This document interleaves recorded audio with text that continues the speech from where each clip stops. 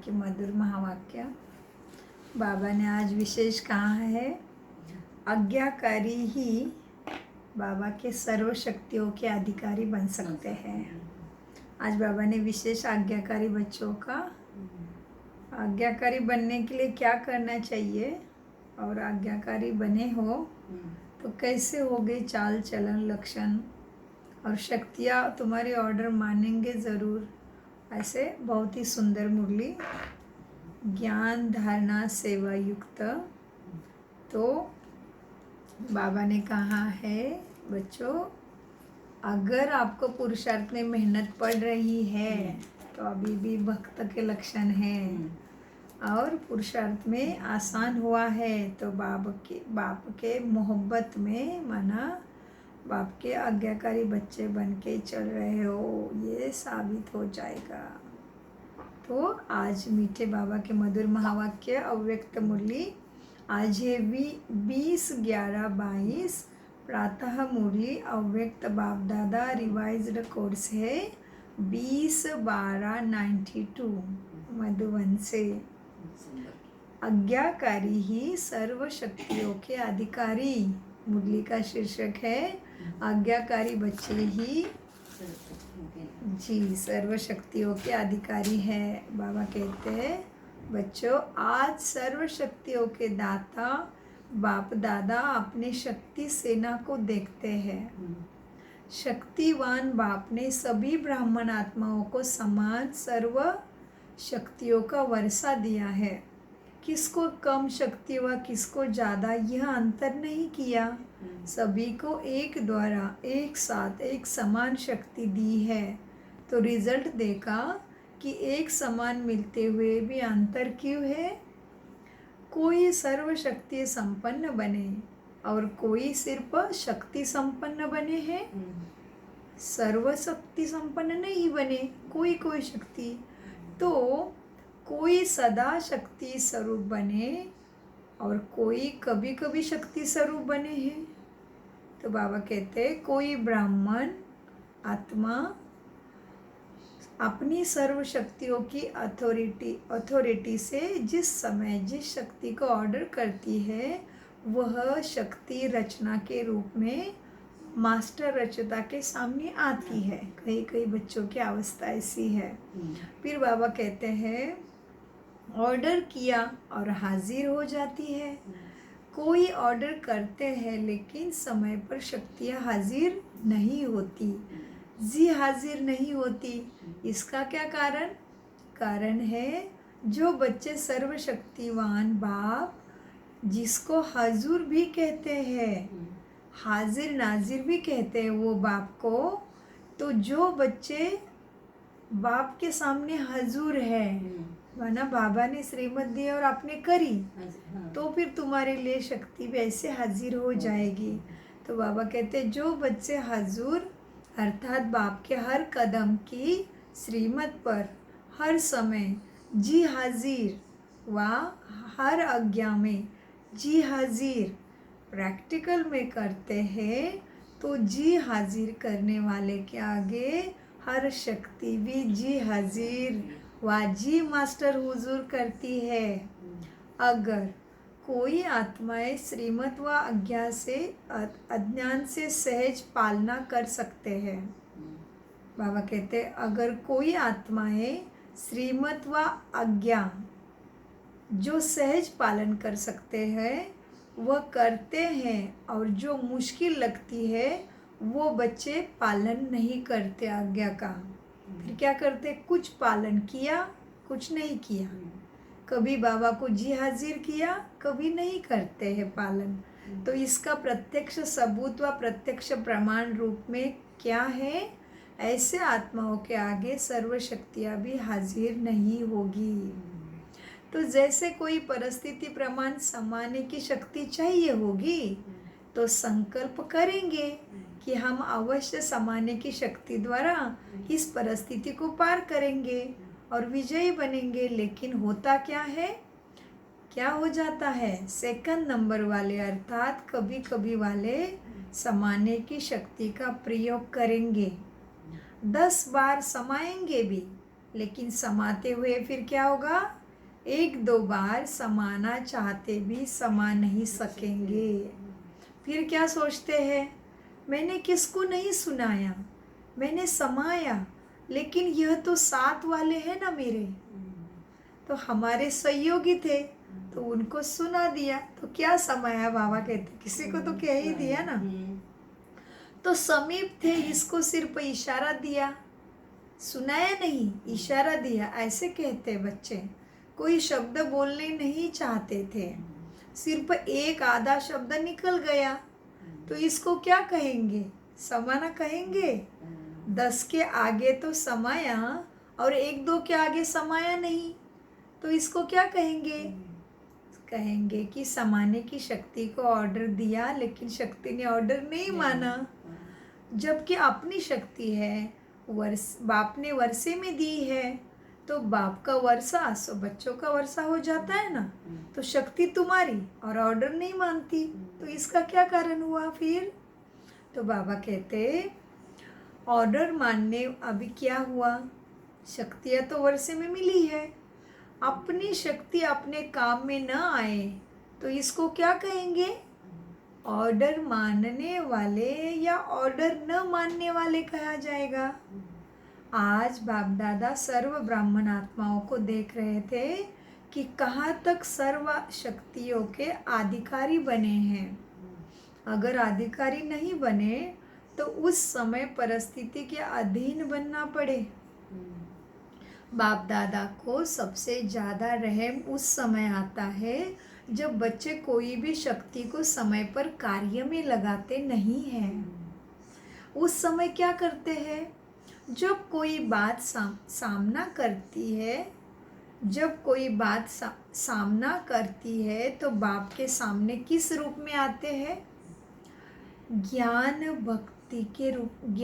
भक्ति के रूप में आते हैं। जैसे कोई बात बच्चों के सामने आई तो बाबा के सामने कैसे गए, देखो बच्चे, ज्ञानी भक्त, मतलब मांगने गए। तो परिस्थिति आई है तो बाबा को मांग रहे, अपनी शक्ति यूज नहीं कर रहे और ऑर्डर भी नहीं मान रहे शक्ति, क्योंकि हम बाबा के श्रीमत नहीं मानते हैं इसलिए। तो बाबा कहते क्या करते, फिर कोई बात आती है तो बच्चे ज्ञानी भक्त के रूप में बाप के सामने आते हैं। ज्ञानी भक्त, भक्त मांगने का काम करते, ज्ञानी तो अधिकारी है ना। तो बाबा कहते हैं फिर भक्त क्या करते हैं, भक्त सिर्फ पुकार करते हैं कि यह दे दो, यह दे दो। भक्त भागते बाप के पास है, अधिकार बाप पर रखते हैं, लेकिन रूप होता है रॉयल भक्त का। और जहाँ अधिकार के बजाय ज्ञानी भक्त अथवा रॉयल भक्त के रूप में बच्चे आते हैं, तो जब तक भक्ति, इसका मतलब तब तक भक्ति का अंश अंदर में है। तो भक्ति का फल फिर क्या हुआ, सद्गति अर्थात सफलता। फिर सद्गति अर्थात विजय नहीं, विजय प्राप्त करना है। तो सद्गति अर्थात सफलता, सद्गति अर्थात विजय नहीं प्राप्त कर सकते, क्योंकि जहाँ भक्ति का अंश रहा जाता वह भक्ति का फल ज्ञान अर्थात सर्व प्राप्ति नहीं हो सकती, सफलता नहीं मिल सकती। भक्ति अर्थात मेहनत लगती है फिर, और ज्ञान अर्थात मोहब्बत। अगर भक्ति का अंश है तो मेहनत ज़रूर करनी पड़ती है, फिर शक्ति समय में काम नहीं आती है, मेहनत करते हैं बच्चे। फिर बाबा ने कहा भक्ति की रस्म रिवाज है कि जब मुसीबत पड़ेगी तब भगवान की याद आएगी, लेकिन विधि प्रमाण नहीं चलेंगे। अमृत वेला की तो नुमा शाम छोड़ देंगे, नुमा शाम छोड़ दिया तो मुरली पकड़ेंगे, मुरली करी तो सोचेंगे बहुत हो गया अभी छोड़ दो। तो बाबा कहते तुम फिर ऐसे करते हो, फिर मुसीबत आ गई तो हाँ बाबा आप मेरे हो ना। तो बाबा कहते ऐसे हुआ तो क्या है, भक्ति का अंश है। तो मीठे बाबा आगे कहते हैं फिर क्या हुआ, भक्ति की रस्म रिवाज है, जब मुसीबत पड़ेगी तब भगवान की याद आएगी, नहीं तो क्या करेंगे, अलबेले रहेंगे। ज्ञानी भक्त भी क्या करते हैं, जब कोई विघ्न आएगा तो विशेष भगवान को याद करेंगे। अभी बाबा दूसरी बात बताते हैं। बाबा कहते एक है सेवा प्रति याद में बैठना। और दूसरा है शौक की कमजोरी को भरने के लिए भगवान के बाबा की याद में बैठना। दोनों में अंतर है। जैसे अभी भी विश्व पर अशांति का वायुमंडल है, तो सेवा प्रति संगठित रूप में विशेष याद के प्रोग्राम बनाते हो। आज भी तीसरा संडे है ना, तो 1 घंटा शाम को चलेगा विश्व सकाश देने का योग चलता है विश्व भर में, क्योंकि आज तीसरा संडे है। तो बाबा कहते फिर अब क्या है, जैसे अभी विश्व पर अशांति का वायुमंडल है, तो सेवा प्रति संगठित रूप में विशेष याद के प्रोग्राम बनाते हैं। वह अलग बात है। वह तो दातापन देने के लिए करते हो, वो मांगने के लिए नहीं करते हो, औरों को देने के लिए वो प्रोग्राम करते हो, तो वह हुआ सेवा प्रति याद। लेकिन अपनी कमजोरी भरने के प्रति समय पर विशेष याद करते हो, और वर्षे अलबेलेपन, और वैसे तो क्या करते हो, अभी अपनी कमजोरी भरने के प्रति समय पर विशेष याद करते हो, वो अमृत वेला बैठते हैं ना, और वैसे क्या करते हो, अलबेलेपन की याद होती है, माना कर्म योग में याद नहीं आ रही है, ऊपर नीचे हो रही है संकल्प दृष्टि कृति। तो बाबा कहते फिर समय पर याद करते हो अपनी कमजोरी दूर करने के लिए, लेकिन फिर वैसे अलबेले बनते हो, माना कर्म में अलबेले बन रहे, तो सदा की याद तो नहीं हुई ना। हाँ, तो बाबा कहते याद होती है, भूलती नहीं है, भूलते नहीं हो, लेकिन अलबेलेपन की याद आती है। हम तो है ही बाबा के, और है ही कौन, लेकिन यथार्थ शक्तिशाली याद का प्रत्यक्ष प्रमाण क्या है, समय प्रमाण शक्तियाँ तुम्हारे सामने हाजिर हो जाएगी। ये है तुम्हारे शक्तिशाली याद का यथार्थ फल। कितना भी कोई कहे मैं तो याद में ही रहती हूँ, या याद में रहता हूँ, लेकिन याद का स्वरूप है सफलता। ऐसे नहीं, जिस समय याद में बैठते हैं उस समय खुशी भी अनुभव होती है, शक्ति भी अनुभव होती है, और जब कर्म में संबंध में आते हो उस समय सफलता नहीं होती है। ऐसे नहीं, तो उसको कर्मयोगी कहा जाएगा या शक्ति क्या कहेंगे? हाँ, तो उसको कर्मयोगी नहीं कहा जाएगा। शक्ति या शस्त्र है तुम्हारा, और शस्त्र किस समय के लिए होता है? शस्त्र सदा समय पर काम लाया जाता है। यथार्थ याद अर्थात सर्वशक्ति संपन्न बनना, और शक्तियों को समय पे यूज करना, यह है यथार्थ याद। फिर बाबा कहते हैं सदा शक्तिशाली शस्त्र हो। सदा शक्तिशाली शस्त्र अस्त्र से तैयार हो क्या? सदा शक्तिशाली शस्त्र हो, परिस्थिति रूपी दुश्मन आया और शस्त्र काम में नहीं आया, तो ये शक्तिशाली हुआ क्या? तो इसको क्या कहा जाएगा, शक्तिशाली या शस्त्रधारी?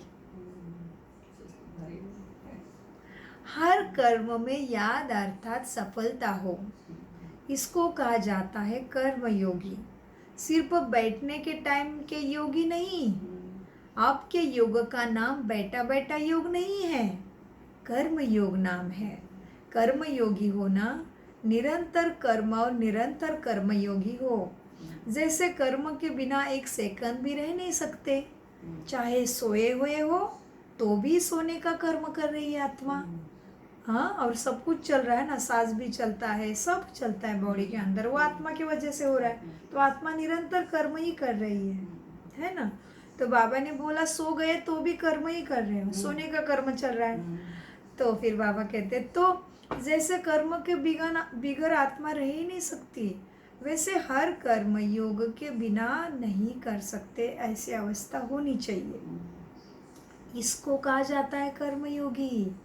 माना कोई भी कर्म योग के बिना होवे ही नहीं, फिर परिस्थिति आवे नहीं तो शांति हो, जो भी हो।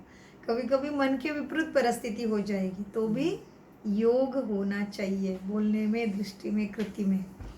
तो बाबा कहते हैं फिर ऐसी अवस्था है तो फिर ये सच्चे कर्म योगी है।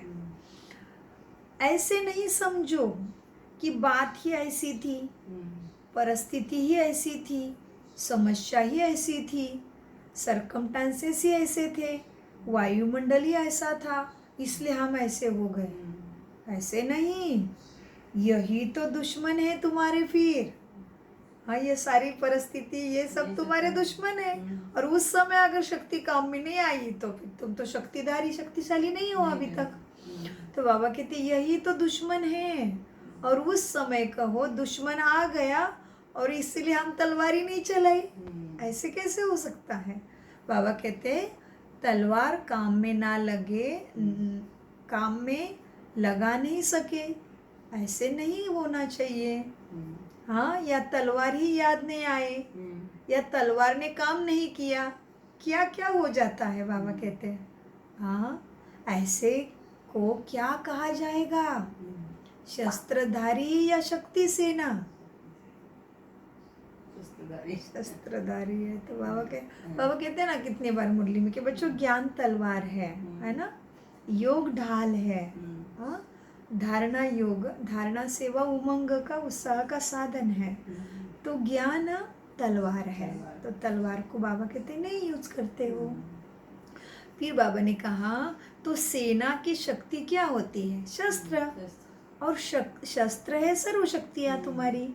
तो रिजल्ट क्या देखा बाबा ने? मेजोरिटी सदा समय पर सर्व शक्तियों को ऑर्डर प्रमाण चला सके। इसमें ही बाबा ने कमी देखी। समझते भी है लेकिन सफलता स्वरूप में समय प्रमाण या शक्तिहीन बन जाते हैं। थोड़ा सा असफलता का अनुभव कर फौरन सफलता की ओर चले पड़ते हैं। ऐसे भी बच्चे बाबा ने देखे हैं। 3 प्रकार के बच्चे देखे बाबा ने। क्या देखा? मेजोरिटी सदा समय पर सर्व शक्तियों को ऑर्डर पर चला सके, इसमें कोई कमी भी दिखाई दी। और फिर समझते भी है कि क्या हो रहा है, लेकिन सफलता स्वरूप में थोड़ा समय प्रमाण देर लगा दी, लेकिन फिर शक्तिहीन बन गए। और फिर क्या हुआ? थोड़ा सा असफलता का अनुभव कर फिर सफलता में आ गए। ऐसे चल रहे हैं। ऐसे बच्चों को बाबा ने देखा। अच्छा, अभी क्या हुआ? एक उस समय दिमाग द्वारा समझते हैं कि यह ठीक नहीं है, नहीं करना चाहिए, लेकिन उस समझ को शक्ति स्वरूप में बदल नहीं सके। बाबा ने 3 प्रकार देखे। दूसरा है जो समझते हैं लेकिन समझते हुए भी समय व समस्या पूरी होने के बाद सोचे कि ऐसे नहीं होना चाहिए था हमसे। हाँ, वह थोड़े समय में सोचते हैं, वह पूरा होने के बाद सोचते हैं कि ऐसे बोल चाल कर्म नहीं होने चाहिए थे। ये दूसरे नंबर के बच्चे देखे बाबा ने। तीसरे क्या देखे? महसूस ही नहीं करते हैं कि ये रॉन्ग हुआ, सदा अपने रॉन्ग को राइट ही सिद्ध करते हैं। अर्थात सत्यता की महसूसता शक्ति नहीं है। तो अपने को चेक करो कि मैं कौन हूँ। बाप दादा ने देखा कि वर्तमान समय के प्रमाण सदा और सहज सफलता किन बच्चों ने प्राप्त की है, उसमें भी अंतर है। एक है सहज सफलता प्राप्त करने वाले, दूसरे है मेहनत और सहज। फिर दोनों के बाद सफलता पाने वाले। दूसरे बच्चे कैसे है? थोड़ी मेहनत पड़ी लेकिन सफल हुए, और एक है सहज सफल हुए। तो सहज और सदा सफलता प्राप्त करते हैं, उनका मूल आधार क्या देखा? जो आत्माएं सदा सहज सफलता प्राप्त करते हैं, उनमें क्या गुण देखा है बाबा ने? वो सदा ही स्वयं को निर्माण चित्त की विशेषता से चलाते हैं। किसी से कोई मान नहीं चाहिए। माना कोई मेरी बात सुने नहीं सुने, मेरे प्रमाण करे नहीं करे, कोई बात नहीं। कोई मुझे मान दे, कोई पूछे, कोई कहीं बुलाए, कोई नहीं बुलाएगा, कोई हंसेगा, कोई स्माइल नहीं करेगा, कोई कुछ कभी विश नहीं करेगा। किसी से कोई मान शान की इच्छा नहीं। ऐसे बच्चे ही सहज सफल हो रहे हैं, बाबा ने कहा। तो बाबा ने क्या देखा? अब सह सफल होने वाले बच्चों का मूल आधार क्या है? ये आत्माएं निर्माण चित्त की विशेषता से चलते हैं, वही सह सफलता को प्राप्त करते आए हैं। हाँ, अभी निर्माण शब्द एक है, लेकिन निर्माण स्थिति का विस्तार और निर्माण स्थिति के समय का प्रमाण अलग अलग प्रकार का है। वो बहुत है, उसका प्रमाण और उसका विस्तार बहुत है। अब उस पर फिर कोई समय सुनाएंगे बाबा। हाँ, लेकिन यह याद रखना है कि निर्माण बनना ही सोमान है। सो को मान देना, क्योंकि कितने सोमान है ना, ईश्वरीय संतान है, पूज्यात्मा है, सबका आधार है, विश्व के कर्ता करविता है, मालिक है, दुख हरता है, सुख करता के बच्चे हैं, कितने सोमान है। तो बाबा कहते हैं यह याद रखना कि निर्माण बनना ही सोमान है, और सर्व द्वारा मान प्राप्त करने का सहज साधन भी निर्माण ही है। निर्माण बनना झुकना नहीं होता, लेकिन सर्व को अपनी विशेषता और प्यार में झुकाना होता है। समझा? सभी ने रिजल्ट सुनी। अब समय आपका इंतजार कर रहा है या आप समय का इंतजार कर रहे हो? आप समय का इंतजार कर रहे हो तो फिर मालिक हो क्या बालिक हो? मालिक के बालक हो ना, उसके मालिक के बालक है। तो हम समय को पास लाने वाले हैं, समय का इंतजार करने वाले नहीं है। तो बाबा कहते तो वो समय आपका इंतजार कर रहा है कि यह मेरे बालक मुझे समय को परिवर्तन करेंगे, हाँ, दुख को सुख में बदल देंगे। वो इंतजार कर रहा है और आपको इंतजाम करना है समय को पास लाने के लिए। सुख का समय धरा पे आ जाए, इसलिए तुम्हें इंतजाम करना है, समय का इंतजार नहीं करना, खुद रेडी होना है। फिर बाबा कहते हैं तो ऐसा इंतजाम सभी कर रहे हो, किस गति से कर रहे हो? समय को देख आप भी कहते हो कि बहुत फास्ट समय बीत रहा है। वो तो कहते ही है ना, कहते अरे बच्चे बड़े हो गए, पता ही नहीं चला, बाल सफेद हो गए, पता ही नहीं चला, कब को चेहरा कैसे हो गया, पता ही नहीं चला। पुराना फोटो देखते तो बता रहे कब 20 साल उलट गए, पता ही नहीं चला। तो बाबा कहते, खुद भी कहते हो ना, समय कितना फास्ट चल रहा है, इतने वर्ष कैसे पूरे हो गए, सोचते हो ना। तो अव्यक्त बाप की पालना को कितने वर्ष हो गए, कितना फास्ट समय चला। तो आपकी गति क्या है? फास्ट है या फास्ट चलकर कभी कभी थक जाते हो, फिर रेस्ट करने लग जाते हो क्या? कर रहे हैं, यह तो ड्रामा के बंधन में बंधे हुए हो। हाँ, कर रहे हैं, हो जाएगा। क्या चल रहा है बाबा कहते हैं, लेकिन गति क्या है इसको चेक करो। सेवा हो रही है, पुरुषार्थ हो रहा है, आगे बढ़ रहे हैं, यह तो ठीक है। तो अब गति को चेक करो, सिर्फ चलने को चेक नहीं करो, गति को चेक करो, स्पीड को चेक करो। समझा? सभी अपना काम कर रहे हो ना, समझने का अच्छे से। अच्छा, चारों ओर के सदा बाप के आगे जी हाजिर करने वाले सदा मास्टर सर्वशक्तिमान बन, सर्व शक्तियों को स्वयं के ऑर्डर में चलाने वाले, सर्व शक्तियाँ जी हाजिर का पाठ बजाने वाले, ऐसे सदा सफलता मूर्त आत्माएं, सदा हर कर्म में याद का स्वरूप अनुभव करने वाले और कराने वाले, ऐसे अनुभवी आत्माओं को सदा हर कर्म में, संबंध में, संपर्क में निर्माण बन, विजयी रत्न बनने वाले, ऐसे सहज सफलता मूर्त श्रेष्ठ बच्चों को बाप दादा का याद प्यारा नमस्ते।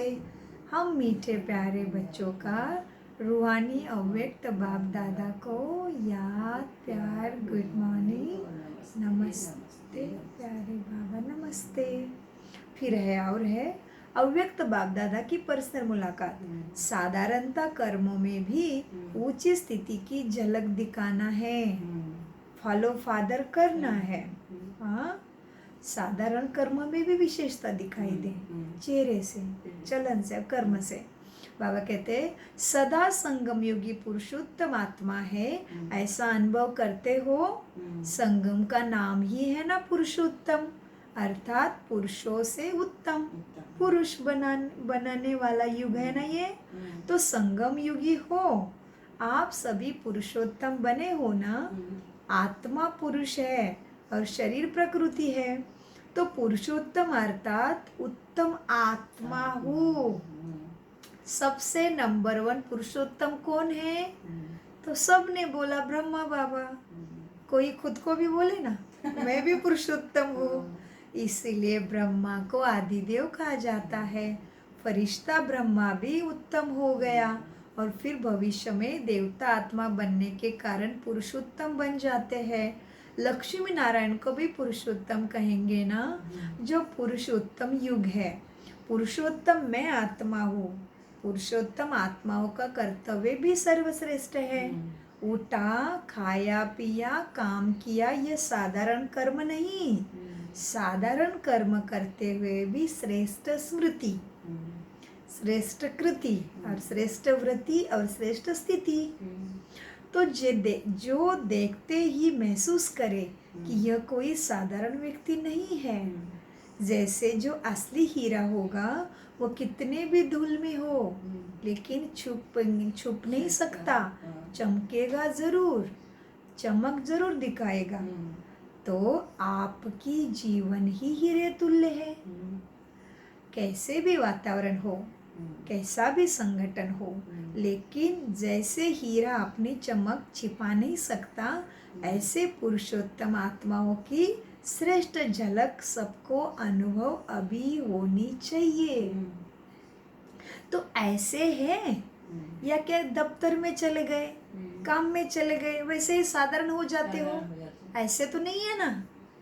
हाँ, अभी गुप्त में हो, भले काम साधारण है, इसलिए तो पांडवों को गुप्त रूप में दिखाया है ना। तो तुम सभी भी भले गुप्त हो, वो तो नहीं समझेंगे हम किसके साथ कनेक्ट है। हाँ, लेकिन कर्म सब असाधारण होने चाहिए। गुप्त रूप में राजाई नहीं, राजाई तो प्रत्यक्ष आएगी ना, लेकिन पांडव गुप्त हो। गुप्त रूप में राजाई नहीं की है, सेवा गुप्त रूप में करनी है। तो दूसरे के राज्य में गवर्नमेंट सर्वेंट कहलाते हो ना। राज्य तो रावण का है, लेकिन तुम मेन ऑलमाइटी गवर्नमेंट के कार्य करते हो ना। तो वो झलक कर्म में दिखाई देनी चाहिए, बाबा कहते हैं। फिर बाबा ने कहा चाहे कितना भी बड़ा ऑफिसर हो, लेकिन सर्वेंट ही तो है ना। तो गुप्त रूप में आप सब सेवादारी हो, लेकिन सेवादारी होते भी पुरुषोत्तम हो। तो वह झलक और फलक दिखाई दे। जैसे ब्रह्मा बाप साधारण तन में होते भी पुरुषोत्तम अनुभव होता था ना। सभी ने सुना है ना, देखा है ना, अभी भी अव्यक्त रूप में देखते हो ना। साधारण में भी पुरुषोत्तम की झलक है, तो फॉलो फादर है ना। ऐसे नहीं साधारण कर्म कर रहे हैं, माताएं खाना बना रही है, कपड़े धुलाई करती है, काम तो साधारण हो, लेकिन स्थिति साधारण नहीं, श्रेष्ठ हो, स्थितिमान हो। ऐसे चल रहे हो ना। या साधारण काम करते साधारण बन जाते हो। कैसे चल रहे हो? बाबा कहते हैं बच्चे देखो, अब जैसे दूसरे वैसे हम तो नहीं है ना। बाबा कहते जैसे लौकिक वाले वैसे तुम भी नहीं हो ना, कि कर्म साधारण तो स्थिति स्मृति भी समसाधारण, ऐसे तो नहीं हो ना। बाबा कहते बच्चों देखो, चेहरे पर वो श्रेष्ठ जीवन का प्रभाव होना चाहिए। ये चेहरा ही तो दर्पण है ना। मैं तो कहते हैं ना, मन का आरसा तो चेहरा ही है ना। इसी से ही आपकी स्थिति को देख सकते हैं। चेहरा तुम्हारा दर्पण है, महान है या साधारण है, चेहरे से ही पता चलता है। इसी चेहरे के दर्पण से देख सकते हैं कि ये महान है कि साधारण है। स्वयं भी देख सकते हो और दूसरे को भी देख सकते हो। तो ऐसे अनुभव करते हो सदैव स्मृति और स्थिति श्रेष्ठ हो। स्थिति श्रेष्ठ है तो झलक ऑटोमेटिकली श्रेष्ठ होगी। जो समान स्थिति वाले हैं वह सदा बाप के साथ रहते हैं। शरीर से चाहे किसी भी कोने में हो, किसी भी कोने में बैठे हो, भले किनारे बैठे हो, भले पीछे बैठे हो, लेकिन मन की स्थिति में साथ रहते हो ना। साथ वही रहेंगे जो समान होंगे। स्थूल में चाहे सामने भी बैठे हो, लेकिन समान नहीं तो सदा साथ नहीं रहते,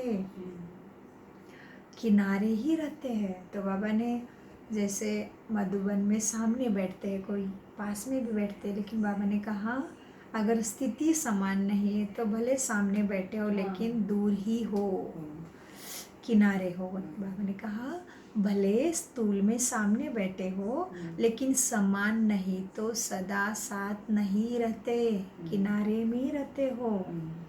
तो समीप रहना अर्थात स्थिति में समान बनना। इसलिए सदा ब्रह्मा बाप समान पुरुषोत्तम स्थिति में स्थित रहो। कई बच्चों की चलन और चेहरा लौकिक रीति में भी बाप समान होता है ना। लौकिक बच्चों का भी होता है ना। कितनी बार कहते हैं अरे ये तो सेम टू सेम बाप जैसे दिखता है, अरे ये तो चलता भी ऐसा है, ये तो बोलता भी ऐसा है। तो बाबा कहते हैं लौकिक की झलक भी दिखाई देती है, तो अलौकिक की क्यों न, पारलौकिक बाप की और अलौकिक की क्यों नहीं दिखाई दिया हमारे व्यवहार से? जरूर दिखनी चाहिए ना। देखो लौकिक बाप कुछ भी नहीं है, वो भगवान भी नहीं है, गुरु भी नहीं है, सदगुरु भी नहीं है, तो भी उसकी दिखती है झलक। तो पारलौकिक बाप परमपिता परमात्मा, अलौकिक बाप ब्रह्मा बाबा क्यों नहीं दिखे हमारे अंदर उनकी झलक और फलक? तो बाबा कहते हैं देखो कई बच्चों की चलन और चेहरा लौकिक रीति में भी समान होता है, और सच में ब्रह्मा बाबा के बड़े बेटे सेम टू सेम ब्रह्मा बाबा जैसे दिखते हैं। पता है अगर उनको अभी भी स्टेज में लाके बिठाएंगे तो किसी को नहीं पता चलेगा ये ब्रह्मा बाबा नहीं है। हाँ, ब्रह्मा बाबा का बड़ा बेटा सेम बाबा जैसा है। हाँ एकदम है, अभी भी है। तो मीठे बाबा कहते हैं देखो लौकिक में भी ऐसे होता है, तो कहते हैं ना बाप समान है, तो यह तो जैसा बाप जैसा है, तो यहाँ भी चेहरे की बात तो नहीं, लेकिन चलन और चित्र ऐसा हो, तो हर चलन से बाप का अनुभव हो, इसको कहते हैं बाप समान। तो देखो हम सब कहते हैं ना मैं तो बाप समान हूँ, मैं तो बाप समान हूँ। तो बाबा ने आज बाप समान की गहराई बताई कि कैसा होना चाहिए। चेहरे भला ना हो लेकिन चलन और चित्र और स्थिति बाप समान हो। तो बाबा कहते हैं तो समीप रहना चाहते हो या दूर रहना चाहते हो? अगर समीप रहना है तो बाप समान चलन और चित्र बने। इस एक जन्म में ही संगम पर स्थिति में जो है वो बाप के समीप रहते हैं। जो गुण और शक्ति धारण करेंगे वो संगम में ज़्यादा बाबा के प्यार में पलेंगे। तो ऐसा बाप तो सबको चाहिए ना, क्योंकि फिर कभी नहीं मिलता। तो ज़रूर गुण और शक्तियों को धारण करना पड़े ना, तो बाबा का आज्ञाकारी बनना पड़े, तो संगम के हर क्षण तक बाबा हमारे साथ रहेगा। तो ऐसा बाप तो सबको चाहिए ना, जिसको दुनिया की हर आत्मा ढूंढ रही है। तो बाबा वो साथ देने के लिए तैयार है, अपने साथ रखने के लिए, लेकिन हमें स्थिति की बात है। तो बाबा कहते हैं बच्चों इस एक संगम में, इस एक जन्म में संगम पर स्थिति में जो समीप रहता है वह परम धाम में भी समीप है और राजधानी में भी समीप है।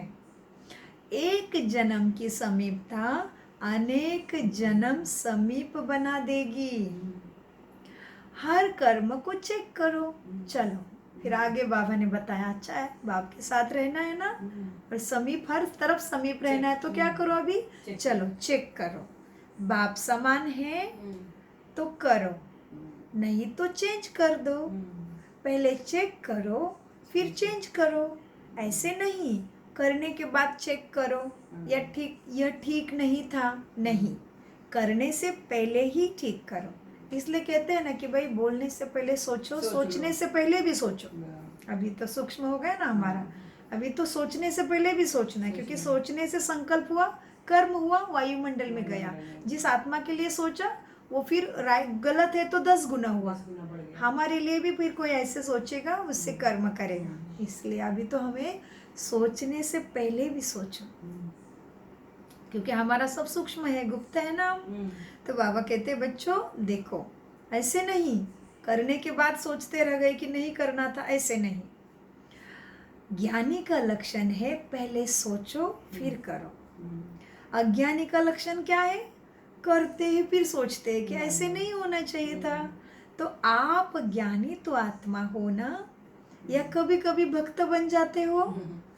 बाबा ने कहा अच्छा, पंजाब वाले तो बहादुर है ना, इसका मतलब बाबा के सामने पंजाब बैठा है। मन से भी बहादुर हो ना पंजाब वाले।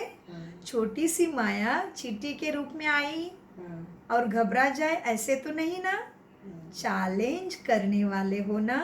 स्टूडेंट कभी पेपर से घबराते हैं क्या? तो आप बहादुर हो या छोटे से पेपर को देख के घबराने वाले हो?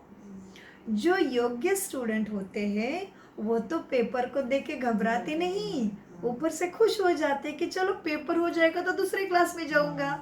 थोड़ी ना घबराते एग्जाम को, ऊपर से एग्जाम की तैयारी करते। जो इंटेलिजेंट बच्चे, टैलेंटेड ऑलराउंडर बच्चे तो कहते चलो एक बार एग्जाम हो ही जाए, बस अगले क्लास में चले जाएंगे।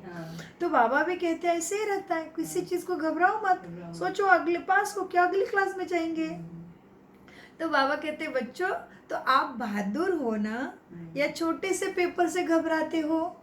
जो योग्य स्टूडेंट होते हैं वो आह्वान करते हैं कि चलो जल्दी से पेपर हो, जो आगे क्लास में चले जाए।